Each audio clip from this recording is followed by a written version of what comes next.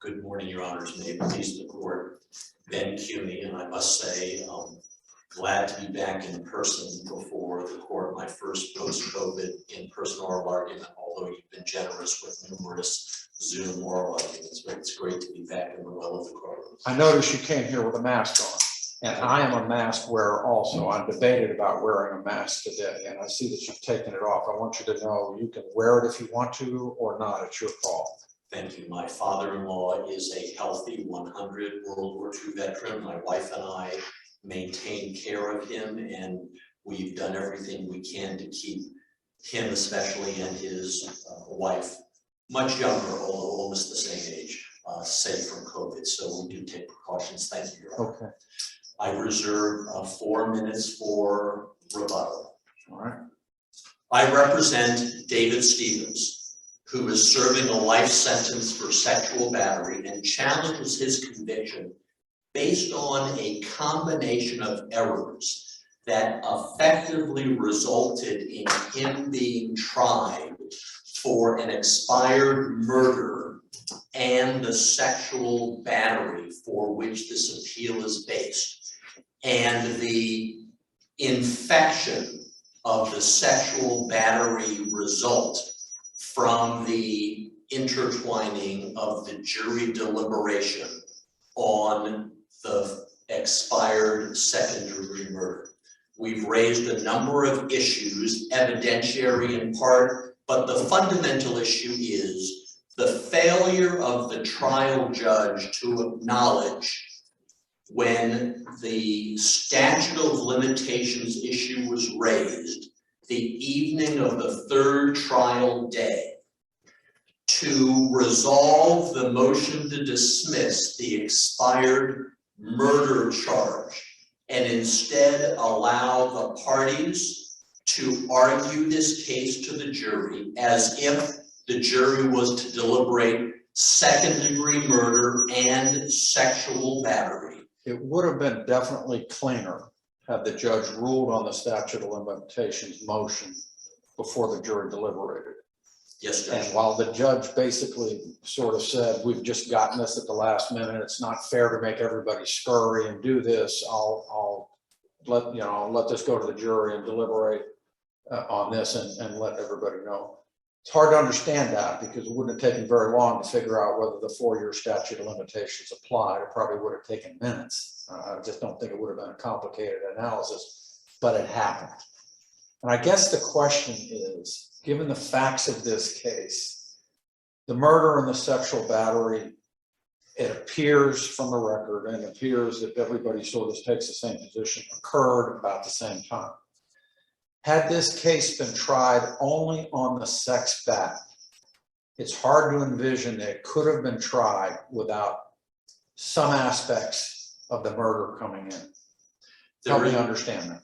There is no doubt, Your Honor, that the intersection of the two offenses may be part of the same conduct, may not be. The trial judge was never given an opportunity to dissect, and defense counsel was never given any opportunity because of the timing of the motion to dismiss to restrict the case, including the opening statement and closing statements, to the sexual battery.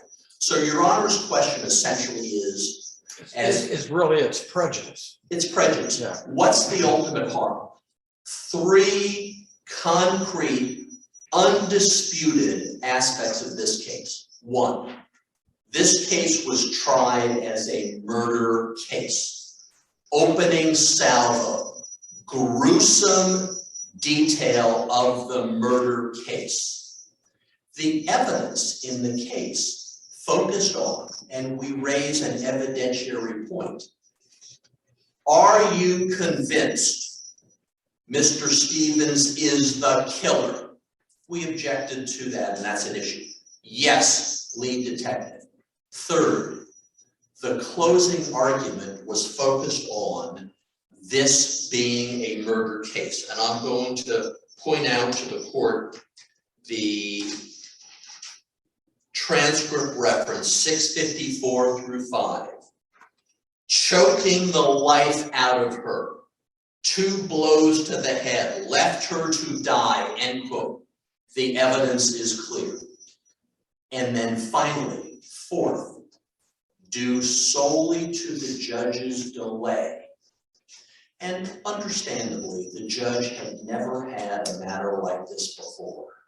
But does the speed of the trial, the 4th trial day when the jury had been told this will be a 5-day trial, does the speed of getting this case to the jury override the certainty a judge needs to be that the jury deliberates on the offense that is before them? And the jury was instructed, this case is a murder case. These are the elements of murder.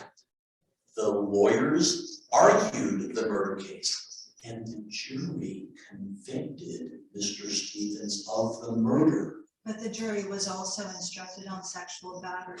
Absolutely. And the jury was instructed that it was to consider the evidences to each count separately and had to convict based on the evidence of that count. Yes, It was Judge. instructed on the separate elements of each offense.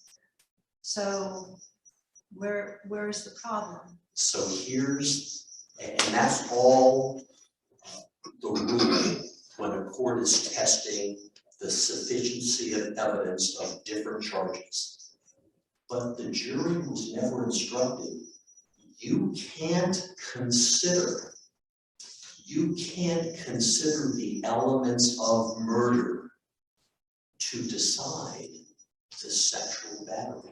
Forget the judge having to dissect about evidence of murder, elements of murder. So instead of being told, you can only consider the elements of sexual battery because the murder that you heard at the start of the case is not part Are of you this suggesting case. that the standard jury instructions need to have this in every case then? What do you? Absolutely not, Your Honor. I can't imagine there would be jury instructions that say, if a charge is based on an expired statute of limitations, this is what the jury needs to say. But the standard jury instructions include the separation of offenses as a general rule. Absolutely. So every jury sees that for multiple counts when they're going back to deliberate. So that's correct.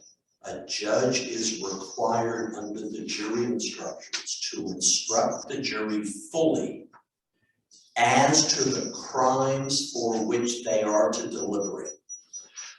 The question then becomes, if the jury's instructed on a non-crime, a procedural error, and says to the jury, you can consider this crime, doesn't tell them that's not a crime for which you can convict. Is that an improper jury instruction? Plainly it is. And is the judge allowed to say, it would be unfair, as the judge did, for the prosecution to have to quickly respond to this motion to dismiss. So let's let this case go to the jury and we'll figure it out later. And essentially give Judge the Moore said jury, hindsight's 20/20, and it would have been better if the defense had brought the motion earlier, if there was more time to rule on it. But if there wasn't. yes, Your Honor, and the defense can't be faulted for timely raising a jurisdictional issue. It was not failure to preserve. There may be a better practice, but the motion to dismiss was timely raised. The lawyer even explained how it came about, whether we agree or disagree with the lack of preparation. And the judge was obligated then and there as a matter of law to rule on the jurisdictional issue.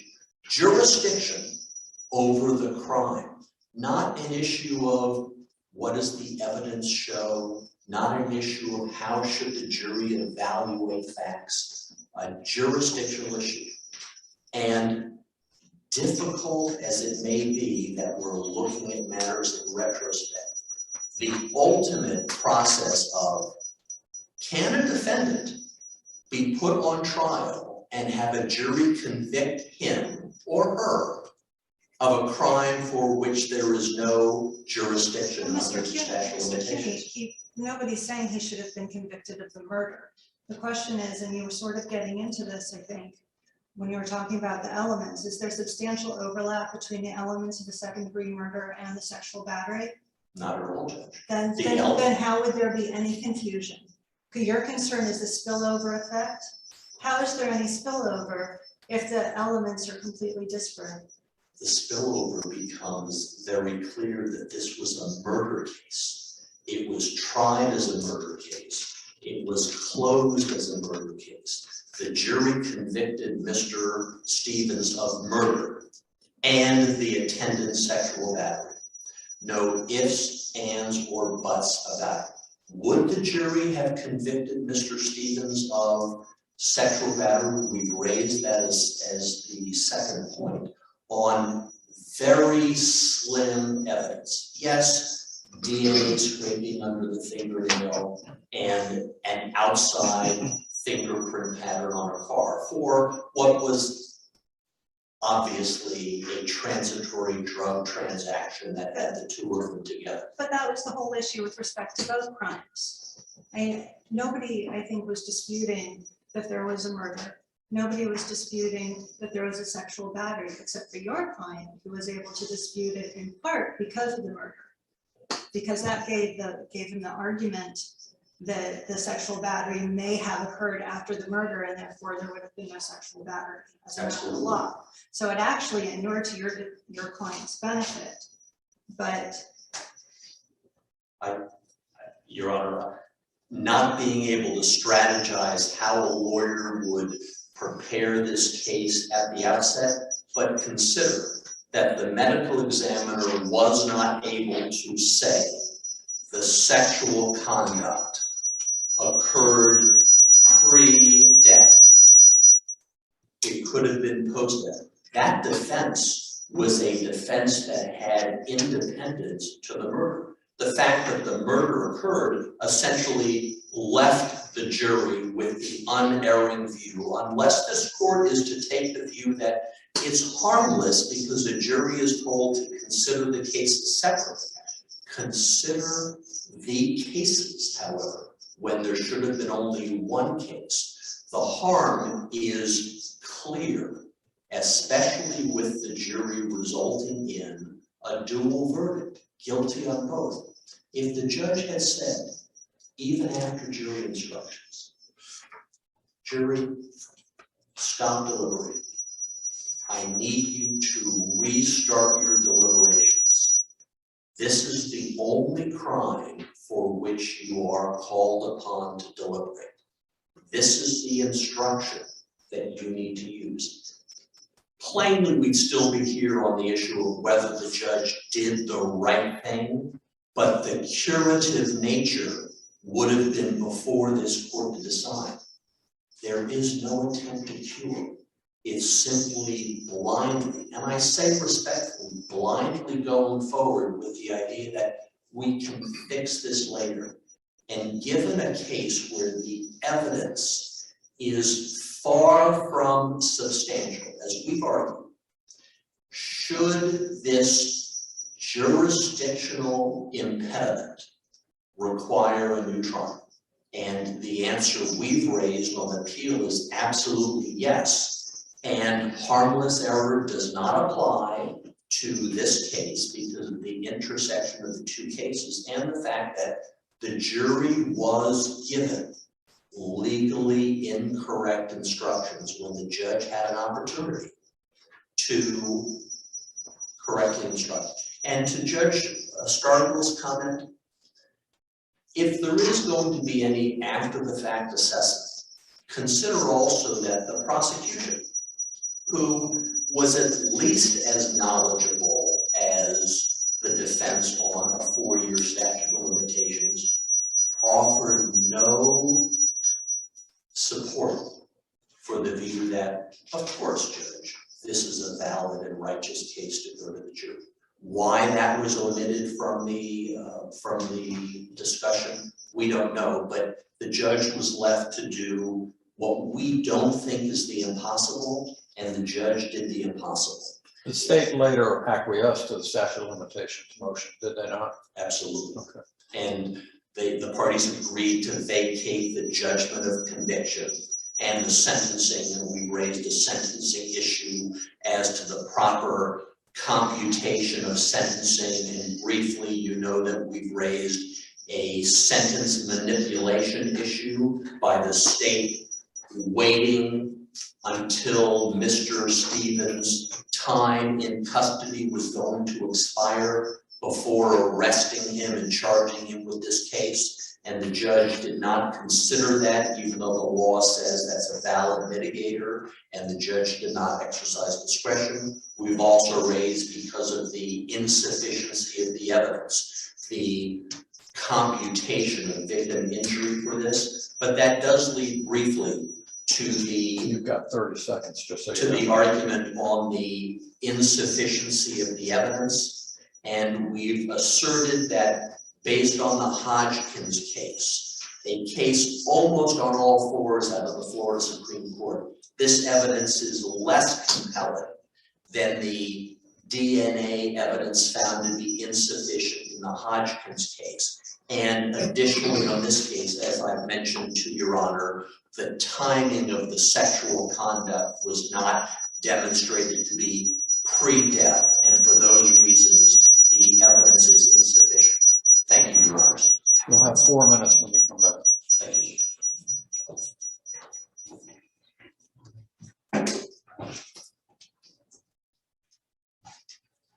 May it please the court, Jonathan Hurley with the Florida Attorney General's Office, representing the appellee in this case. Addressing the first issue, when it comes to the motion for a new trial, there was no abuse of discretion. The trial court correctly determined that the defendant's right to a fair and impartial trial was not What about our denied. decision in Santiago versus State? A decision we rendered in 2009 specifically said convictions that become vacated on appeal, a little different than this case, but nevertheless vacated on appeal, which were a feature of the trial, prejudicially infect the trial. In that case, the court vacated the conviction. The facts in Santiago are distinct. In Santiago, the prejudice was the fact that the murder charge in that case, or excuse me, the crime, the evidence that the complaint of evidence that was presented was they were predicate crimes to the conviction in that case. The murder, in this case, the murder conviction was not a predicate to Did the court the narrow sexual its battery. holding to that issue? That's the prejudice that was determined. Well, I'm asking you. Did the Yes, court yes, narrow that's its opinion? I believe so. I Specifically think said that's a we're fair. narrowing this only because of the, see, I read that opinion, I didn't see the narrowing. Well, I think the fact that when we're talking about overly prejudicial, in that case, you could not have had that conviction without those predicate offenses coming in. So therefore, when subsequently on direct appeal, those cases were reversed, that made it basically unduly prejudicial to for the conviction, the RICO conviction, and that it was a RICO case. So you had the evidence that came in, the complaint of evidence with predicate acts to substantiate the conviction. In this case, polar opposite. Not only was the murder conviction not a predicate act, and by the way, that conviction, the murder conviction in this case was subsequently dismissed. It was not a predicate act to the sexual battery. In fact, the evidence of the murder was relevant, materially relevant in this case to the to the sexual battery. You couldn't, the facts Well, of the murder were intertwined. a lot of these facts, though, their probative value was outweighed by the possibility of inflaming the jury. So if this had been tried only on the sex bat, I would imagine that the trial judge would not have let a lot of that in, just on the balancing that you have to do.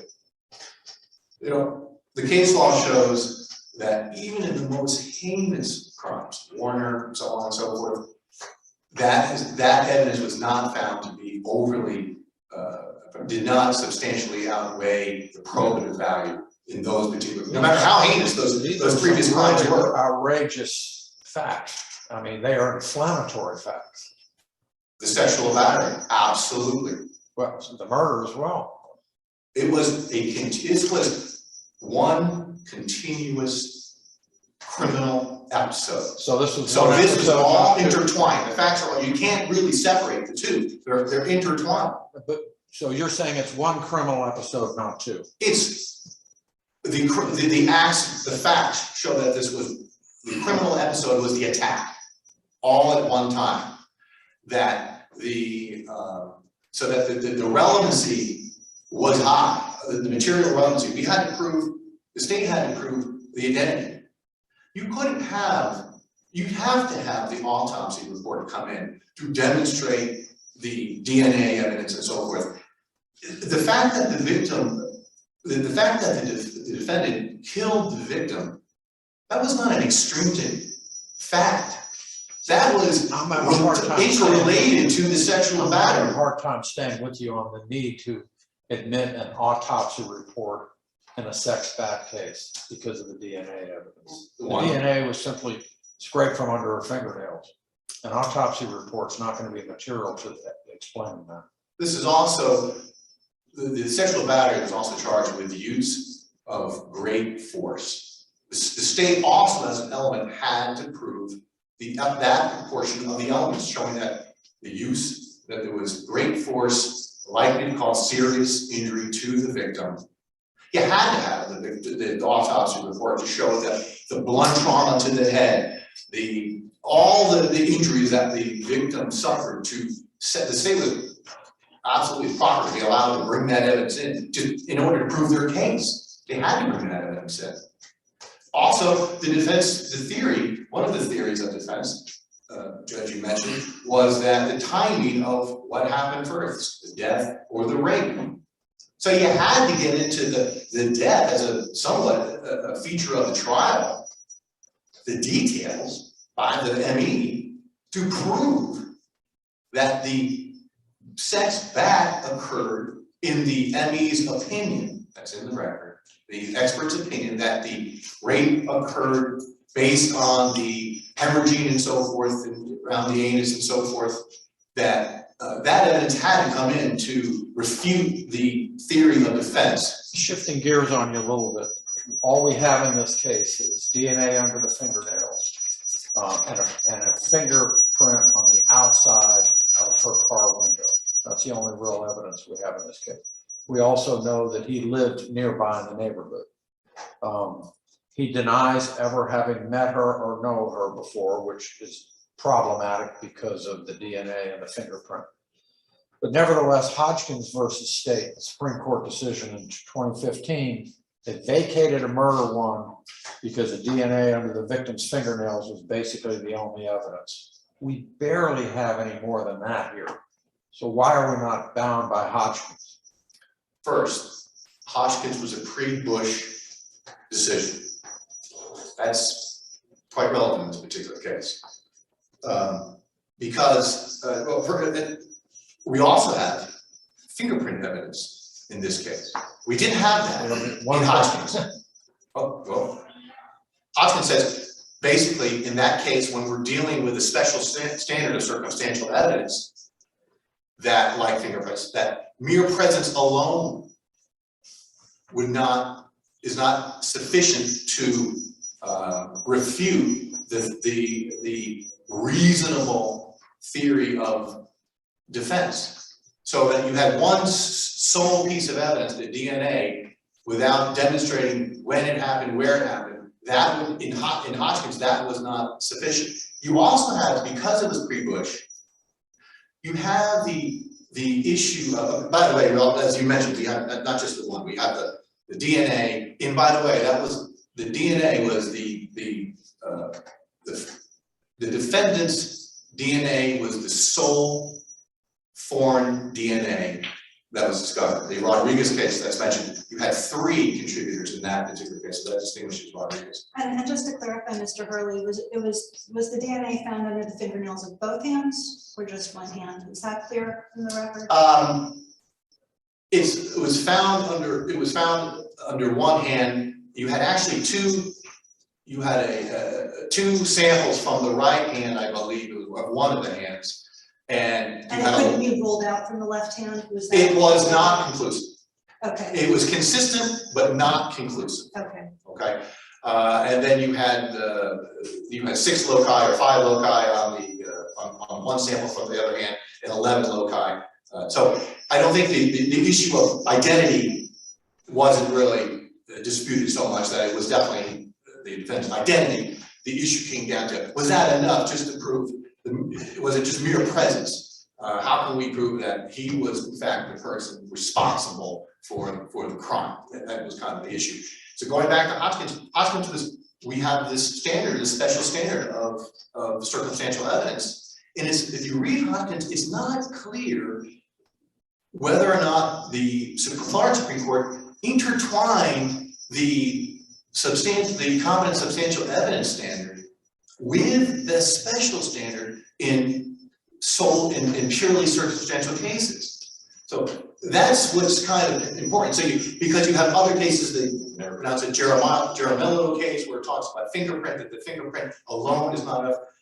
All those cases where you have that the presence, the evidence doesn't show where and how, just presence, that all ties into whether or not that's sufficient to refute the reasonable theory of a defendant's of a defense. Here, it's much more narrowly tailored because we're talking now post Bush, and that is, was there some competent substantial evidence and all the reasonable inferences from that evidence in a light most favorable to the state that the defendant was responsible. If I may, I want to shift gears on again. You don't have much time. We got a lot of issues, so I want to go to the next one.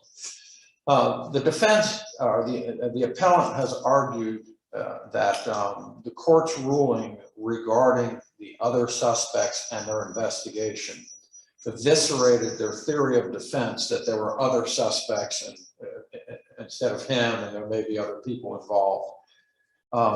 And the court basically extremely narrowed the defense's ability to advance that theory.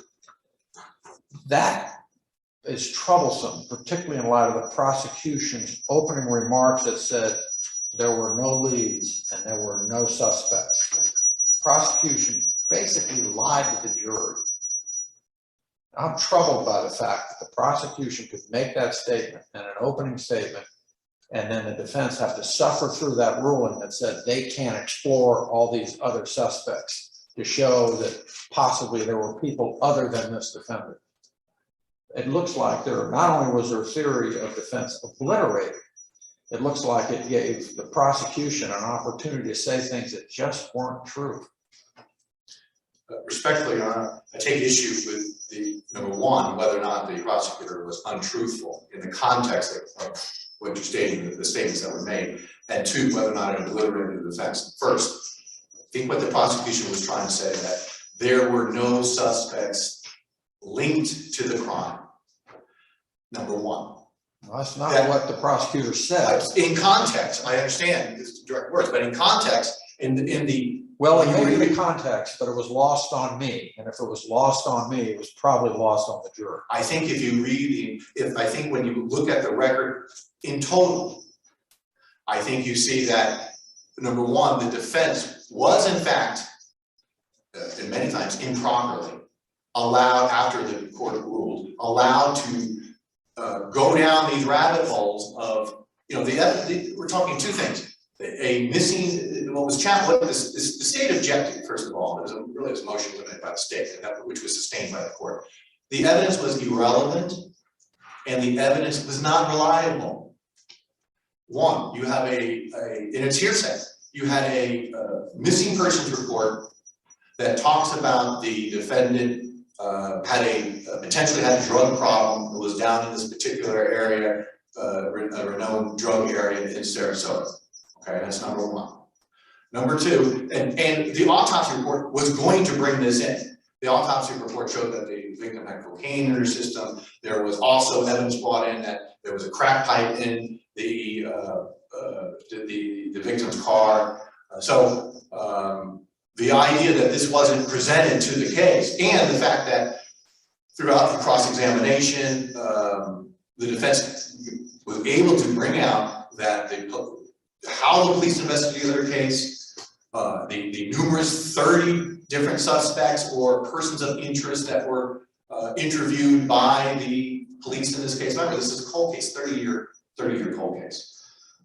So the defense was even able to bring out the details of particular of the third-party information provided to the police with specific named individuals. John Williamson, John Henry Williams, for instance. John Henry Williams, the reason that person came up was because it was born in discovery that another individual lied about that John Henry Williams being in this case. So it was a lie. It wasn't even reliable evidence. Yeah, but that was all subject to cross-examination. I mean, if that actually had come out, it would have been satisfactorily explained by the state based on the things that you just said. I think it was, Let me shift gears on it again, though. You're running out of time. I got issues, okay? So it's a concern that the lead detective in this case basically was allowed to testify that their investigation was thorough and that he was convinced of the defendant's guilt because of their thoroughness of their investigation. So he's commenting on the ultimate issue in this case, which we all know is inappropriate. You have argued that the defense opened the door to this because of some of their questioning. Can you open the door to something like this in a criminal case? Isn't that a civil concept? Well, opening the door from a standpoint, did the state, in a matter of fairness, have the right to rebut that testimony? And again, we're looking at this issue is in the context of fundamental error, meaning this would have to be one of these rare cases where the doctrine of fundamental error is applied in this case, that the jury could not have found the verdict that they did had it not been for this comments by the detective. That's a very high bar. In this particular case, if you, again, just first, if you read the context of this was on rebuttal, the comment was made in rebuttal, and the comment is really not a comment. It was really an exchange between the prosecutor and the detective. And basically, so you basically have the detective just saying, that's correct. So the arguably improper statements by the question by the prosecutor was simply acknowledged. It wasn't the detective didn't opine on the victim's guilt. If you read the impression left by the entirety of the rebuttal testimony is simply saying that, yeah, we did everything to eliminate other suspects in this case. It was brief, isolated. A review of the closing argument showed that the prosecutor never mentioned the exchange between the prosecutor and the detective in this case. And the physical evidence. We have physical evidence that linked the defendant in this case. So, we've got the in context, the state would argue, even though I understand what the word said, but in context of the rebuttal argument, that the impression wasn't that it was an opinion by this detective that this person was guilty. It was simply trying to say, we did everything we could in this particular case to review. Shifting gears. Yeah. Sentence manipulation. It's abundantly clear that the state could have brought this case 9 years sooner than they did. It was a cold case. It happened in 1988, sat dormant for 2 decades. And then the DNA evidence was discovered and they had a link to the defendant. and they just drug their feet to bringing this to trial, with some tacit understanding that if they allowed the defendant to serve his current sentence before bringing this charge, there wouldn't be concurrent time or gain time. In other words, they could prolong his sentence on these later charges much longer than if they brought it right away. And sentence manipulation is a clear downward departure ground that is well recognized in the law. This seems like a clear cut case of sentence manipulation by the state, yet it wasn't even seriously entertained by the court. I have a problem with that. You want to help me with that? Absolutely. First of all, I'll get to the merit second.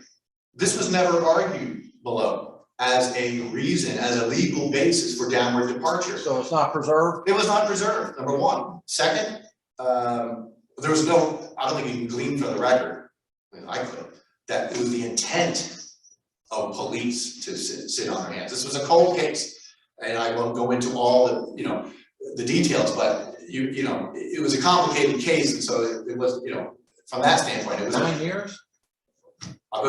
You had, first of all, you had the DNA that was inconclusive in 2009. They didn't have the real match until 2013. So now we're talking about 5 years. Then the defense is You're down to complaining. 1 minute. The defense I gotta is shift complaining here about they one more time. eliminating those suspects. It took time to eliminate all those suspects. And most importantly, the record shows that the court would have sentenced this individual to life. Taking the banks, for argument's sake, the due step wasn't applied. The last step, whether the court should have, the court clearly said, based on the heinous nature of this offense, the court was going to sentence this person to life. You have 30 seconds. I got one last question. Okay. And I'm sorry to take your time, but you're helping me understand this Okay. case. That's why I'm Good. asking these questions. So the 1988 guidelines prohibit the use of victim injury points for a crime that someone was not convicted of. He was given the 85 points, which basically include the crime that he was not convicted of. And basically there was an issue about whether it was severe or slight injury, which is also a 40 point swing. You want to address the problem with the points on the Just real quick, I think the evidence, if you look at the record, is very clear that there was, the use of force was, that the injuries were serious to the victim. Again, even assuming for argument's sake that there was a score sheet error, any error was harmless. The record is very clear that this court was going to sentence this defendant based on the heinous nature of this particular sexual act. Okay, you're out of time. Thank you. Thank you.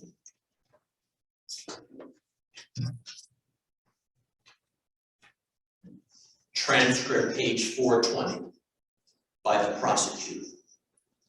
Are you absolutely positively convinced that this is the man that committed the crime? End quote.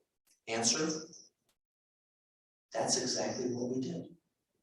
The prosecutor in rebuttal told this jury, are you absolutely convinced we got the killer? Remember what the opening statement was. And the witness said, yes.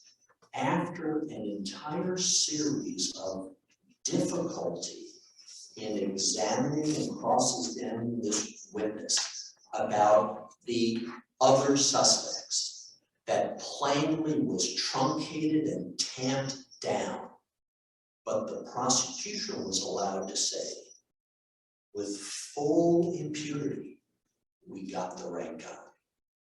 How does that play in a case where Santiago versus State, as your honors have pointed out, says, absolutely, this is irreparably prejudicial. But the state says, oh, Santiago could not have been convicted of the underlying crimes if the major crime was not found. That's not what Santiago says. And look at what happened in this case. Record 40-42 is the information. The information charges for count two, to show how intertwined the two are, which raises issues of admissibility, of course, but just in terms of the impact. And in the process, did use actual physical force likely to cause serious personal injury. Was that the murder? Was that the shoe?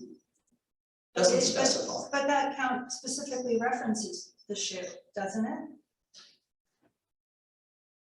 By penetrating her anus with an object, by committing an act upon Judith Doherty, in which her anus was penetrated by an object. So That it clearly was- identifies what the act charged is. No, that was for the crime itself. There was no evidence of traditional sexual conduct. It was the shoe and the anus. That made it a light felony as opposed to a second-degree felony. The force is not anything to do with that shoe. It doesn't say force by virtue of using an inanimate object. Force likely to cause great bodily harm. So the Santiago irreparable prejudice is clear as a matter of law, is implicit as a matter of the circumstances of the case. And when added to the prosecution's, not desperation, but ability to convince this jury, knowing that the case led on a slim read of, how is the jury going to determine DNA under the fingernails? By the way, transcript page 452 to 469, as your honor asked the question, one hand, two hands. Only on one hand, and the DNA matched some, but not all of the scrapings. Not inconclusive as to some, it didn't match all. That plainly led to the reality, somebody else's DNA, not inconclusive for Mr. Stevens. Somebody else's DNA is under the fingerprints. And as we know from the case law, that could be a transitory DNA under the fingerprints. No skin, no residue, could be a transitory contact. Exactly consistent with a car drive-by sale. For these reasons, this case was sufficiently infected by a jurisdictional issue on evidence not substantial to warrant the vacation of the conviction and the ordering of a new trial. Thank you, Your Honors. Thank you both. You both did a great job today in a tough case, and I appreciate it very much. It helps us sort this out.